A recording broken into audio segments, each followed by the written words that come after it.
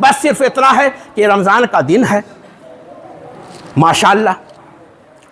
तो रमज़ान के दिनों में दिल को साफ रखें, रब तबारक व तआला की बारगाह में अर्ज़ी लगाएं कि अल्लाह हमारे दिलों को साफ़ कर दे, और अल्लाह का नाम लें, इतना नाम लें ये दिल साफ़ हो जाए, बुग़्ज़ न रहे। क्योंकि बुग़्ज़, हसद, कीना ये सब शैतान की तरफ से है। शैतान ने पहले ही रमज़ान से पहले, वो आज कम वक्ती का मारा, आज कैद तो है लेकिन हमारे दिलों को ख़राब कर चुका है। वो इतना ख़राब कर चुका है कि आज वो नहीं है, फिर भी उसकी ज़रूरत नहीं है, काम वही हो रहा है जो वो चाहता था, जो शैतान चाहता था वही काम हो रहा है। क्यों? इसलिए कि उसने हमारे दिल को वैसा बना दिया। तो इसको सुधारने की ज़रूरत है, इसको सीधा करने की ज़रूरत है, दिल को साफ करें। अगर किसी से अगर कोई नाराज़गी है, नाराज़गी को दूर करें। इसलिए कि एक होता है हुकूकुल्लाह, अल्लाह का हक़, जैसे नमाज है, रोज़ा है, हज है, ज़कात है, अगर इसमें कोई गड़बड़ी है या नहीं किया या कम किया तो इसमें ये बात है कि अल्लाह तबारक व तआला अगर चाहे तो बंदा को माफ़ कर दे, ये उसकी मर्ज़ी है, वो माफ़ कर दे, चाहे तो अज़ाब दे, ये उसकी मर्ज़ी है। लेकिन अगर कोई बंदा अगर नाराज़ हो गया, किसी बंदे का दिल दुख गया, तो जब तक वो बंदा माफ़ नहीं करेगा और दिल साफ़ नहीं करेगा, रब तबारक व तआला भी उसे माफ़ नहीं करेगा। इसलिए कि ये जो बात है ये हक़्क़ुल इबाद से है, न कि हक़्क़ुल्लाह है ये। तो इसलिए इस बात का भी ख्याल रखना चाहिए कि रमज़ान के दिनों में और दिनों में भी जो हमारे मुसलमान भाई हैं एक रहें।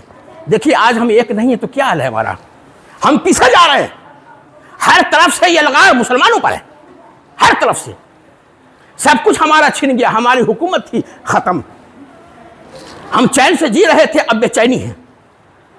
हमारे ज़मीन, हमारा घर, हमारे अधिकार, हमारे इख्तियारात, सब पर पाबंदी लगने जा रही है। ऐसा क्यों है? इसलिए कि जब हम अल्लाह को जब भूल जाएंगे और उसके दीन की तरफ नहीं आएंगे, उस तरफ हमारा रग़बत नहीं होगा, तो फिर अल्लाह तबारक व तआला जालिम बादशाह को मुसल्लत कर देता है, और फिर वो जुल्म होता है कि जिसकी कोई इंतहा नहीं होती।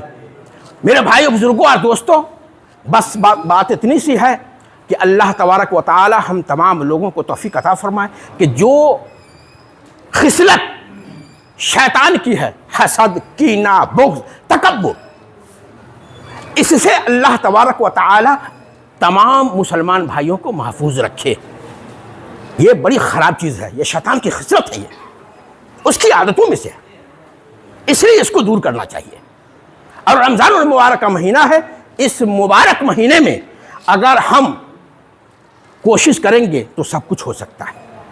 अल्लाह तबारक व तआला हम तमाम लोगों को नेक अमल करने की तौफीक अता फरमाए। और देखिए कि रोज़ा क्या है, रोज़ा की कितनी बरकत और रोज़ा की कितनी शान है। मैं थोड़ी सी बात बता के और अपनी बात में यहीं पर ख़त्म करूँगा। देखिए, अगर कोई शख्स अगर रोज़ा रखता है तो रोज़ा के बारे में है कि अल्लाह तबारक व तआला ने फरमाया कि हर चीज़ का जज़ा तो मैंने बता दिया है। कोई नमाज़ पढ़ेगा तो ये मिलेगा, ये करेगा तो वो मिलेगा, ये करेगा तो वो मिलेगा, सब कुछ मिलेगा। लेकिन जो रोज़ा रखता है तो रोज़ा सिर्फ मेरे लिए और इसकी जज़ा सिर्फ मैं ही दूंगा, और अल्लाह तबारक व तआला क्या देगा ये बताया ही नहीं। और जब वो देगा तो यकीन जानिए कि कोई सोच भी नहीं सकता कि वो क्या देगा, वो कैसा देगा। इसलिए कि वो तमाम कायनात का मालिक है, और जब मालिक देगा तो क्या देगा भाई, कोई सोच भी नहीं सकता है, तसव्वुर भी नहीं ला सकता। रमज़ान के दिनों में जहन्नम को बंद कर दिया जाता है, उसके दरवाजे को, जन्नत के दरवाजे खोल दिए जाते हैं। बस चंद दिन हैं, 10 दिन के बाद देखिए तो बात उल्टी पड़ेगी। जहन्नम के दरवाजे खोल दिए जाएंगे, जन्नत के दरवाजे बंद। शैतान को खोल दिया जाएगा, आज़ाद कर दिया जाएगा, और फिर जो फितना होगी अल्लाह ही रहम करे। तो मेरे भाइयों, बुजुर्गों और दोस्तों, रोज़ा एक ऐसी चीज़ है कि रोज़ा हमें जहन्नम से बचाती है, और कितना बचाती है उसको देख लीजिए।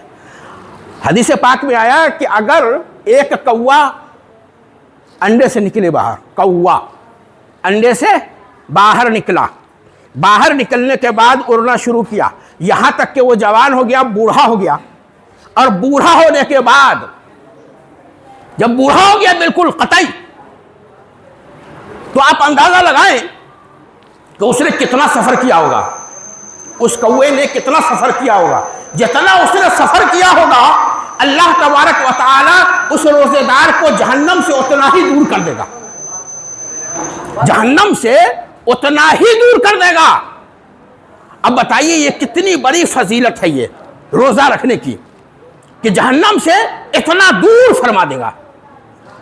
मेरे भाइयों बुजुर्गों और दोस्तों, 9:30 हो गया। मैं खुद ही सोचा था, मैंने कहा था कि सिर्फ 5 से 10 मिनट, और देखिए कि अब बोलते बोलते इतनी टाइम हो गया, इसलिए मैं अपनी बात यहीं पर ख़त्म करता हूँ। वाखिर दावाना अल्हम्दुलिल्लाहि रब्बिल आलमीन। हज़रत की थोड़ी गुफ्तगू होगी।